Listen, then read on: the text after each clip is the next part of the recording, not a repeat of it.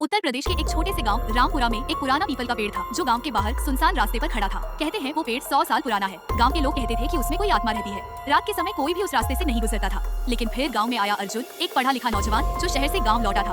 उसे इन बातों पर यकीन नहीं था। गाँव वालों की कहानियाँ उसे सिर्फ अंधविश्वास लगती थी। एक दिन अर्जुन ने ठान लिया कि वो इस रहस्य की सच्चाई जानकर रहेगा। उसने रात के ठीक 12 बजे अपने कैमरे और टॉर्च के साथ उस पेड़ के पास जाने का फैसला किया।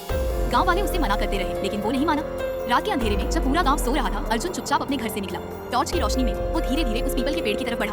हवा में एक अजीब सी सरसराहट थी। जैसे जैसे वो पेड़ के पास पहुंचा, उसकी टॉर्च झपकने लगी। अचानक तेज हवा चली और पेड़ की डालियां जोर जोर से हिलने लगी। तभी अर्जुन को किसी औरत की धीमी धीमी सिसकियां सुनाई दी। "के कौन है वहाँ?" उसने डरते हुए पूछा। कोई जवाब नहीं आया, बस सिसकियों की आवाज और तेज हो गई। अर्जुन का दिल जोर जोर से धड़कने लगा, लेकिन उसने हिम्मत नहीं हारी। वो आगे बढ़ा और जैसे ही पेड़ के पास पहुंचा, उसकी टॉर्च बंद हो गई।